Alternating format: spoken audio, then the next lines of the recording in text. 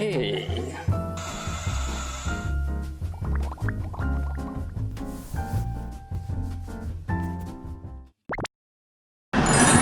예, 안녕하세요. 왕개수산 TV의 지푸라기입니다. 그냥 지금 운전을 하면서 그냥 옆에서 찍고 있는 거라 그냥 정면을 주시할 수밖에 없으니까 양해를 부탁드리고 저는 그냥 말로만 말씀을 드리겠습니다. 일단 지금 가고 있는 곳은 인천 연안부두에 보세 창고가 몰려 있는 곳이에요. 오늘은 노르웨이 킹크랩이 입고되는 날이라 러시아께 들어올 때도 있지만은 러시아가 이제 블루 킹크랩이 거의 쿼터가 끝나가요. 그러니까 잡는 양이 다 끝나가고 이제 9월 10일경이나 15일서부터는 이제 러시아의 레드 킹크랩이 입고가 되면서 파랑이 되는 상황이죠. 대량 들어오게 되고. 근데 그 전까지는 이제 블루 킹크랩만 가지고 써야 되는데 블루 킹이 지금 가격이 비싸가지고 노르웨이 킹크랩이 또 지금 들어오고 있는 게 있어서 실으러 가고 있습니다. 1톤 차 이거에 실리는 양이 보통 많이 실으면 한 600kg까지 넣을 수는 있는데요. 거의 뭐 맥시멈 잔잔하게 넣으면 한 500kg 정도 넣을 수 있다고 보시면 돼요. 1톤 차에 물은 한 3톤이 실리고요. 킹크랩 기준으로 말씀을 드리면 러시아에서 들어오는 킹크랩, 그 다음에 노르웨이에서 들어오는 킹크랩, 그 외에 어나더로는 캐나다나 뭐 때에 따라서는 일본에서도 들어오기도 하고 러시아가 주량을 주도하고 있고요. 요즘 들어서는 이제 노르웨이 킹크랩도 많이 들어오고 있는 편이에요. 노르웨이 자체에서도 우리나라뿐만 아니라 외국으로 많이 팔려나가기 때문에 조업량을 늘린 상태로 지금 수년 전서부터 꽤 점진적으로 많이 들어오고 있어요. 노르웨이 킹크랩들이. 제가 그때 첫 방송에서 말씀드렸듯이 사입 경로에 대해서 다양하게 한번 보여드린다고 그랬잖아요. 요번이 노르웨이 킹크랩을 가져오는 방법. 보세 창고로 가서 거기서 개를 실어오는 모습을 또 보여드리고 다양한 유통 경로 중에 한 부분을 보여드리겠습니다. 보통은 연안부두로 가는 건 제가 직접 가는 경우가 많아요. 그래서 저는 뭐 항상 1톤 타고 다니는데 이 화물차를, 왜냐면 갑자기 물건이 있다 그러면 물건 때문에 갑자기 갈 때도 있고, 그 다음에 또 뭐 상황별로 직영점에서 물건이 갑자기 떨어지거나 이동해야 되는 상황이 생기면 1톤 차를 계속 사용해야 되기 때문에 저는 거의 뭐 1톤 차를 거의 승용차처럼 쓴다고 생각하시면 돼요. 예시장 갈 때도 가져가고 장례식장을 가도 가져가고 그냥 승용차처럼 계속 타고 다녀요. 주로 좀 더 자세하게 알려드리기 위해서 녹화를 하면서 인천 연안부두로 가보겠습니다. 아까 전에 말씀드렸듯이 킹크랩이 들어오는 곳은 러시아가 주 수입 국가긴 한데 보통 러시아에선 블루, 레드, 브라운, 하나사키 내지는 아이언 킹이라고 해서 이렇게 조그만 킹크랩도 있고 물론 현재까지는 그런 종류만 들어오고 있어요. 근데 노르웨이에서는 올거지 이제 레드 킹크랩만 수입을 하고 있습니다.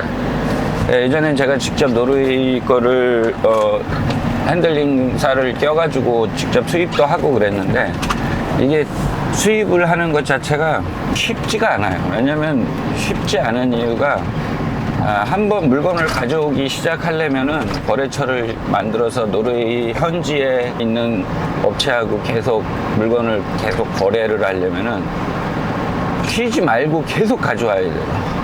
그러니까 물건이 좋든 안 좋든 시황에 맞든 안 맞든 거래처를 유지하기 위해서 수입사들은 계속 가져와야 되는 입장이기 때문에 벌 땐 벌지만 사실 까질 땐 엄청 또 까져요.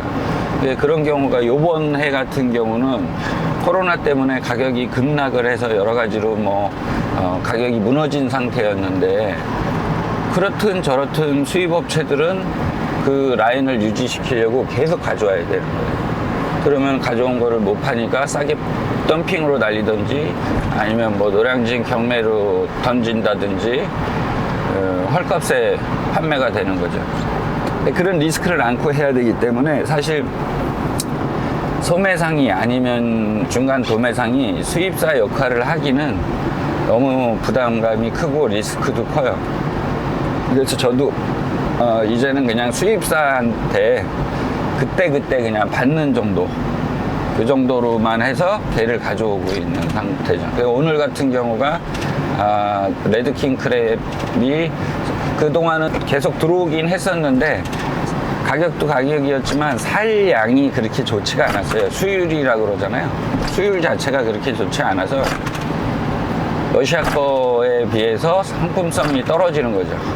그래서 기존의 러시아 라인에서 오는 블루를 계속 쓰고 있었고, 이제 블루가 거의 끝날 무렵이 됐어요. 끝난다는 거는 쿼터라고 그래서 1년에 러시아 정부에다가 그 선주들이 잡을 수 있는 양을 정해줘요.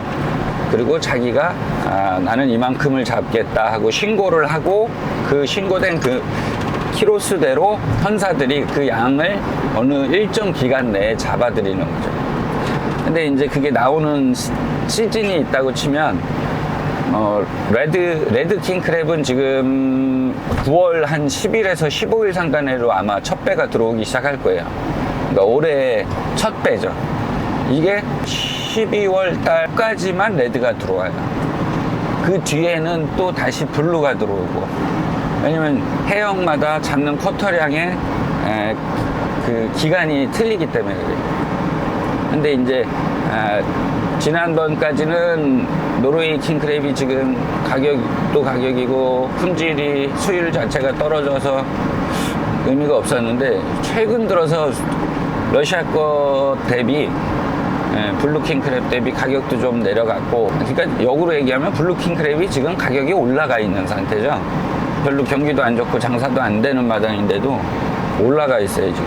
그러다 보니까 차라리 그러면 지금은 노르웨이 킹크랩을 가져오는 게 낫겠다 해서 지금은 그때 상황별로 이렇게 사입처가 틀려지는 거죠. 노르웨이 거가 들어오면은 통관 절차를 밟게 되는데요. 모든 수산물이나 모든 수입품들이 그렇지만 통관하면서 검역을 해요.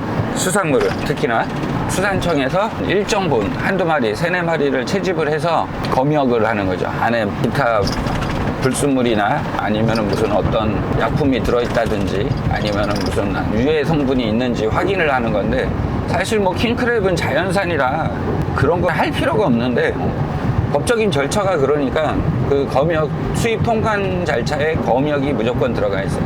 근데 그게 정밀 검역이 있고 그 다음에 일반 검역이 있는데, 정밀이 걸리면 수입해 와서 들어와 가지고 보세 창고에서 들어가서 3일에서 5일 이상을 있어야 돼요.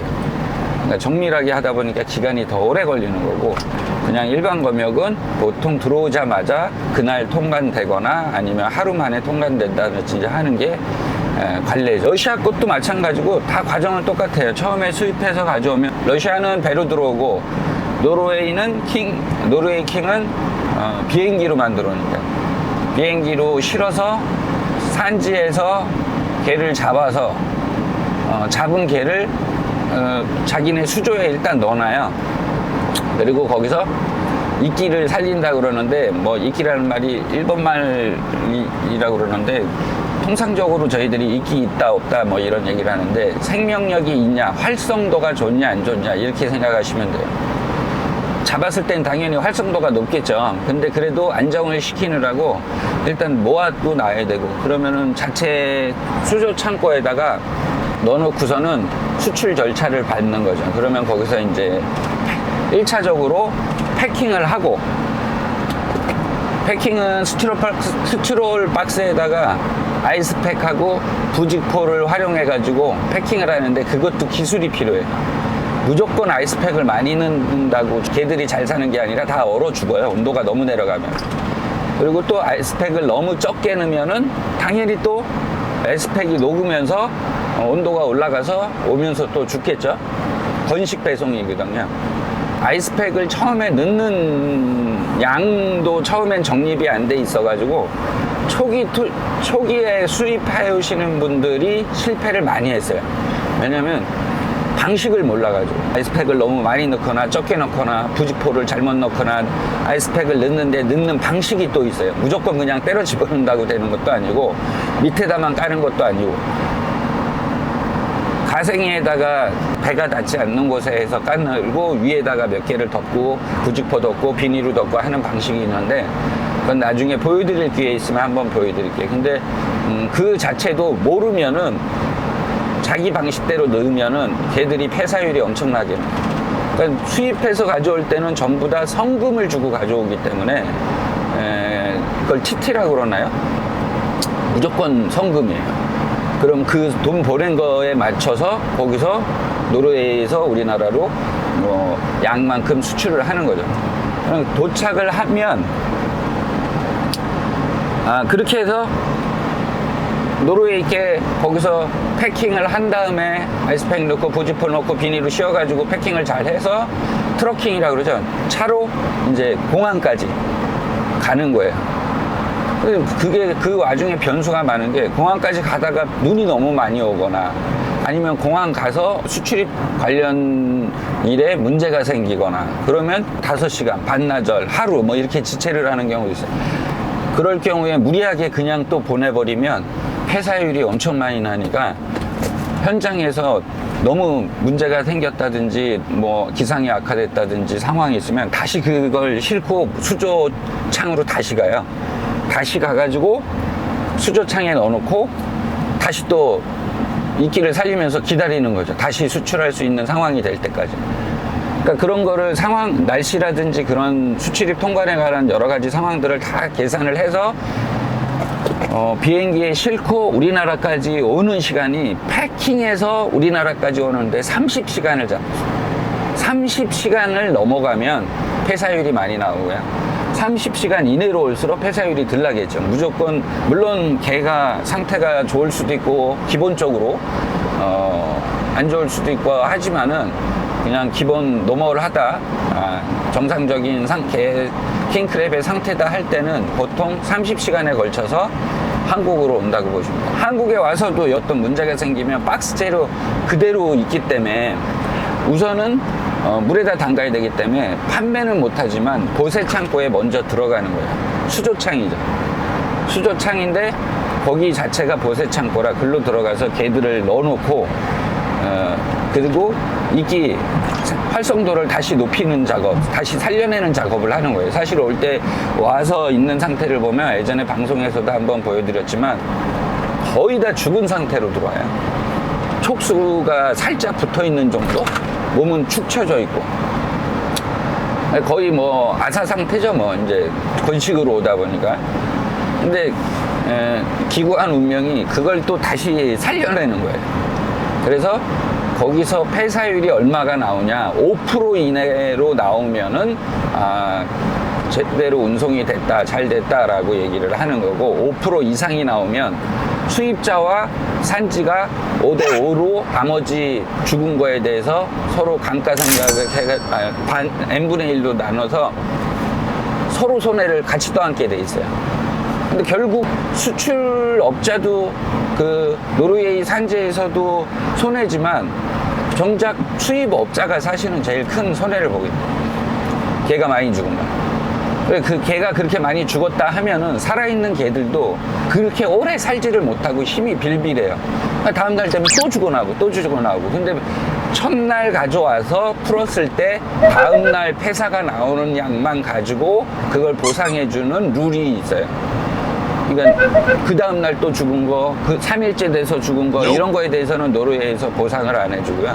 개를 풀고 이끼를 살린 다음에 다음날 봤을 때 나오는 폐사량을 기준으로 해서 그 양을 노르웨이에 보고를 하죠. 사진도 찍고 뭐 동영상도 찍어서 이만큼 죽었다, 아니면 너무 많이 죽었다. 그러면 그 차액에 대해서 이제 아까 말씀드린 대로 엠빵으로 이제 서로 그 금액을 가감하고 또 더 깎아주고 뭐 이런 식으로 되는 거예요. 그러니까 여튼 죽는 게 많으면 사실 구독과 좋아요, 알림 설정해주세요. 빠이빠이. 네. 일단은 그렇게 해서 노르웨이에서 가져와서 폐사가 제일 적은 게 관건이고, 폐사가 많이 나면 수출자보다 수입자가 손해를 많이 본다. 그리고 시황에 따라서 가져오고 안 가져오고를 수입업자가 정할 수 없기 때문에 시황이 안 좋거나 가격이 안 좋을 때는 많이 손해를 보는 구조다. 그리고 게가 수율 자체가 또 딸릴 때는 게들이 와서도 킹크랩이 잘 죽어요. 건강하다는 건 살이 꽉 차 있고 활성도가 높을 때 잘 안 죽는데, 또 시기적으로 1년 중에 살이 안 차는 시기가 있어요. 예를 들어서 탈피를 하고 나서 살이 붙는 과정에서 얼마 안 됐다든지 그러면은 살이 당연히 또 비어 있겠죠. 그런 상황에서 가져왔는데 수율이 안 좋다고 컴플레인 자체 해봤자 큰 의미가 없어요. 그러니까 갑이 수출하는 사람이에요. 그러니까 산지가 갑이에요. 왜냐면 이건 나는 곳에서, 자연산이면서 양식도 안 되고 나는 곳에서만 나오기 때문에 수입업자는 수출하는 사람한테 항상 잘 보여야 되는 구조적인 문제가 좀 있어요. 그러니까 우리는 항상 수입하는 입장이고, 우리나라는 또 수출업자이기도 하지만 역으로 저희 나라에 와서 수출을 다시 중개무역으로 하는 경우가 있어요. 오자마자 통관 안 한 상태에서, 통관을 한다는 건 우리나라에 판다는 거고, 통관을 안 한 상태에서 중개무역으로 바로 톱스해가지고 동남아, 필리핀, 대만 내지는 미국까지도 뭐 웬만한 나라들은 다 항공으로 또 우리나라에서 많이 보내요. 나중에 또 그 유통 단계도 또 설명을 드리면 깜짝 놀라실 텐데, 우리나라가 전 세계에서 그 게 킹크랩을 수입해서 먹는 것 중에는 제가 알기로는 랭킹 1위로 알고 있어요. 먹기도 많이 먹지만 역으로 받아서 그걸 다시 중개무역으로 수출하기도 제일 많이 한다고 제가 듣고 있거든요. 그러니까 구조적인 게, 위에가 러시아가 있고, 러시아에서 배로 제일 가까운 나라는 쉽게 얘기하면 우리나라, 북한 아니면 일본이죠. 북한도 들어가긴 들어가요. 그리고 일본도 많이 들어가고, 근데 그 중에 우리나라가 가져오는 양이 어마무시하게 많다는 거. 그리고 일본은 활어 문화가 아니기 때문에 우리나라처럼 보세 창고의 양이라든지 이 수족관 양이 그렇게 많지가 않아요, 구조적으로. 대부분 선호 유통이나 냉동, 섹션을 잘라서 냉동을 한다든지, 뭐 홀라운드 통째로 해가지고 냉동을 한다든지, 뭐 이런 가공 문화가 발달이 돼 있고, 우리나라는 사실 아시다시피 활어를 좋아하잖아요. 생선도 활어, 그 다음에 킹크랩, 대게, 랍스타도 라이브를 바로 쪄먹는 걸 사람들이 선호하고, 그러니까 맛 차이가 있다는 거죠, 그만큼. 그러다 보니까 인프라 자체가 잘 구축이 돼 있는 거예요. 삼면이 바다인 것도 있고, 그리고 일본보단 인건비가 싸고 관리 유지 보수비가 싸고, 그러니까는 패킹을 해서 2차 나라로 수출을 할 때도 일본에서 보내는 것보다 우리나라에서 보내는 게 더 싸게 먹히는 거예요. 보통 수출할 때는 키로당 5,000원꼴이 추가돼요.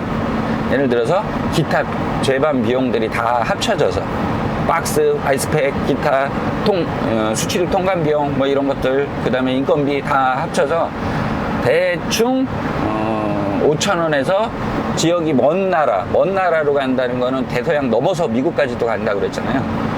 뭐 캐나다도 갈 수 있고 미국도 갈 수 있고, 기회에 이제 먼 나라로 갈 때는 한 7,000~8,000원 먹히는 걸로 알고 있어요. 다시 원점으로 돌아가면, 노르웨이께 지금 30시간 내외로 해서 우리나라에 도착을 하면 서류 절차를 마친 다음에 정밀 검사나 검역을 하기 위해서 통관 절차를, 그러니까 전반적인 전체를 통관 절차를 걸치기 위해서 일단은 수조창, 보세 창고, 수조가 있는 보세 창고로 들어온다. 그럼 들어와서 거기서 하루 동안 익히를 살리고 폐사가 난 양을 가지고 네 잘못이냐 내 잘못이냐 따져보고 같이 손해를 보고, 내지는 5% 미만일 때는 그냥 인정이에요. 그건 감안해야 돼요. 5% 미만으로 죽는 경우는. 그럼 그것까지 계산해서 수입업자는 사실 단가를 책정을 해야 되는 거죠. 근데 단가 책정해도 시황이 안 좋으면 그 단가대로 수입업자도 팔 수가 없어요. 유통업자들도 마찬가지고, 뭐 상황별로. 예를 들어서 킹크랩이 러시아께 뭐 6만 원이다. 그러면 여기서 5만 원에 원가가 들어왔다 치면 당연히 만원 갭이 있으니까 팔기 좋겠지만, 역으로 러시아께 5만 원이고 노르웨이께 6만 원이다. 키로당. 그러면 누가 6만 원짜리를 사서 쓰겠어요. 그러니까 당연히 팔리지가 않죠. 그러니까 그때는 가격을 낮춰서라도 팔던지, 또 경기가 안 좋거나 상황이 안 좋고 그럴 때는 판매량이 없어서 또 어쩔 수 없이 가격을 낮추던지. 그러니까 생물을 다루다 보니까 일정한 가격이 정해져 있는 게 아니라, 급등할 땐 하루만 해도 1, 2만 원이 오르지만 내려갈 때는 하루만 해도 1, 2만 원이 내려가는 게 킹크랩 시장이죠. 저희들이 얘기할 땐 거의 주식 같다고 할 정도로 작전을 잘 짜야 돼요. 근데 작전을 잘 짜도 주식하는 사람들이 다 따는 게 아니듯이 이것도 똑같아요. 내려갈 줄 알았는데 안 내려가서 낭패를 보는 경우, 내지는 올라갈 줄 알아서 미리 잡아놨는데 내려가 버리는 경우, 여러 가지 상황들이 있어서 약간 주식의 뭐 선물이라고 그러나 뭐 그거하고도 비슷하다고 그러더라고요. 그래서 이제 개들이 들어온 상태에서 이끼가 살려지면 그 전에 이제 어느 일정량 들어왔을 때 그 아무리 쳐져 있어도 상태를 보면, 아, 요번 거는 좋다 나쁘다 이거는 다 알 수 있거든요. 살 수율도 알 수 있고. 그러면 활성도 살리기 전에든 그 이유든 이제 저 같은 사람이나 소매업자나 아니면 보통은 도매업자들, 유통하는 사람들한테 1차적으로 뿌리는 거죠. 저희는 쓰는 양이 많다 보니까 거의 도매업자 수준 이상 쓸 때도 있거든요. 그러니까 이제 같은 급으로 사실 저희들은 가격을 계산해서 쳐주고 저희들은 그대로 가져올 수가 있는 거예요. 물론 그게 차이가 안 날 땐 1, 2천 원 차이 날 때도 있지만, 비쌀 땐 키로당 4, 5천 원 이상도 싸게 저희가 가져올 수 있기 때문에, 4, 5천 원이면 100kg만 해도 돈이 얼마예요? 얼마야? 키로당 1,000원이면 100kg면은 10만 원. 그러네요. 50만 원 돈 차이 나는 거예요.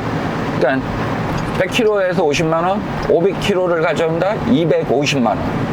그럼 한 번 움직여서 가져오는 양으로 어떻게 하면 250만 원이 날아가고, 어떻게 하면 250만 원을 더 싸게 가져올 수 있고, 뭐 모든 물건들이 다 마찬가지지만 사입하는 스킬에 따라서 가격 차이가 좀 난다고 보시면 돼요. 왜냐면 도매상에서 수입하는 사람한테 받은 거를 또 도매상은 일반 가게 업장에다 마진을 붙이고 팔아야 되는 구조이기 때문에 어쩔 수 없이 그 갭은 존재를 하죠. 근데 그 갭도 갭이지만 물건이 없을 때, 내지는 물건이 남을 때, 뭐 귀할 때 여러 상황들이 있거든요. 그때마다 물건을 끊이지 않고 계속 조달을 할 수 있냐, 내지는 경쟁력 있는 걸 계속 가져올 수 있냐, 그 사인망이 되느냐, 이것도 게장사할 때는 굉장히 중요하다고 봐요. 왜냐면 거기서도 가격 차이가 많이 나고, 작전을 짜는 것도 거기서 많이 좌지우지 되는 경우가 많아요.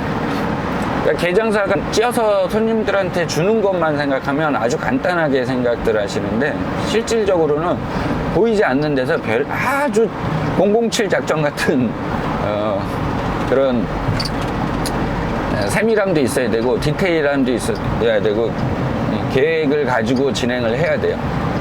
주식하듯이. 내지는 작전을 짜서 밀당도 잘해야 되고, 그리고 또 주변에 그 사입처들도 라인이 좋아야 되고, 그러니까 여러 가지 상황들이 있어요. 물론 뭐 돈 주고 어디 가서든지 산다 하면 다 팔겠지만 상황에 따라서는 여러 가지 상황들이 벌어지기 때문에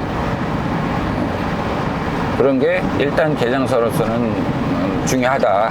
지금은 경인고속도로를 타고 지금 제가 가고 있는데, 보통은 아침에 이제 제가 이렇게 출발을 해서 가가지고 개를 싣고, 오늘은 개 실은 걸 가지고 그 다음에 이제 시흥점 내지는 잠실, 영천에 물건을 주고 내리고 막 이렇게 할 상황이 있어요. 그래서 오늘은 그 영상들을 쭉 다 같이 담아서 보여드릴 텐데, 하루 일과가 제가 보면 보통 이런 날은 물건 사입하고 물건 배송하고 납품하고 가게 가서 사람들하고 미팅하고 얘기하고 작전 짜고 뭐 어떤 방식, 어떤 좋은 거 있을까 생각하고, 이런 게 주 일과라고 보시면 돼요. 그래서 거의 다 이 차 안에서 모든 생활을 다 해요. 업무도 이 안에서 전화로 많이 하는 편이고, 유튜브 공부도 이 안에서 틀어놓고 유튜브 공부도 많이 하고, 아까 전에도 얘기했지만은 뭐 예시장 갈 때도 가져가고 장례시장 갈 때도 가지고 가고 항상 1톤 포토하고 자가용처럼 여기서 주 하루를 생활을 한다고 보시면 돼요.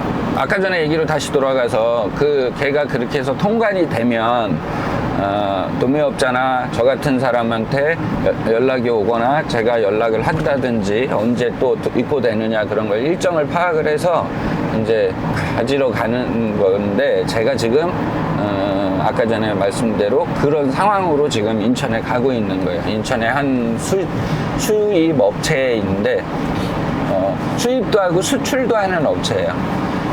노르웨이 거를 수입을 해서 여기서 이끼를 살려서 재패킹을 한다음에 동남아나 기타 나라도 수출도 많이 하는 그런 회사인데 그런 와중에 내수할 거는 내수하는 대로 또 제가 가서 가져오기도 하고 보통은 제가 거의 가서 개 상태도 확인하고 거기서 선별도 나름대로 해서 너무 살이 안 좋거나 문제 있는 것 같은 거는 거기서 그냥 하차분을 내린다 그러는데 그냥 빼버리고 쓸만하고 좋은 걸로 위주로 해서 제가 골라오게 되죠. 물건이 진짜 없을 때는 못 고르게 하는 경우도 있어요. 그냥 다 가져가라고. 근데 그때는 또 각가을이 바뀌었기 때문에 어쩔 수 없이 그렇게 가져와야 돼요. 손해를 보던 살이 없어서 못 파는 걸 폐기를 하던 그래도 어쩔 수 없이 그렇게 해야 되는 경우도 있어요. 연중에 몇 번 안 되긴 하는데 그래도 수시로 그런 상황은 1년 중에 연출이 될 때가 있어요. 개가 귀할 때는 돈 몇천 원, 만 원 이상을 더 주고 키로당 가져오려고 해도 못 가져오는 경우가 있고 양을 확보 못하는 경우도 있고 참 희한한 게 이게 굉장히 그러니까 활러 중에 양식을 안 하는 품목을 다룬다는 거는 그만큼 쉽지가 않아요. 요즘은 그래도 많이 대중화됐죠. 많이 퍼지고 사람들도 많이 알게 됐고 판매망, 유통망도 많이 오픈됐고 그래도 그 안에 노하우들이 숨어 있다. 그거는 확실합니다. 그리고 지금 거의 다 와서 일단은 여기까지 말씀을 드리고 이따 현장 가서 다시 찍을게요. 야, 쌤님께 안녕하세요. 여기. 안녕하세요.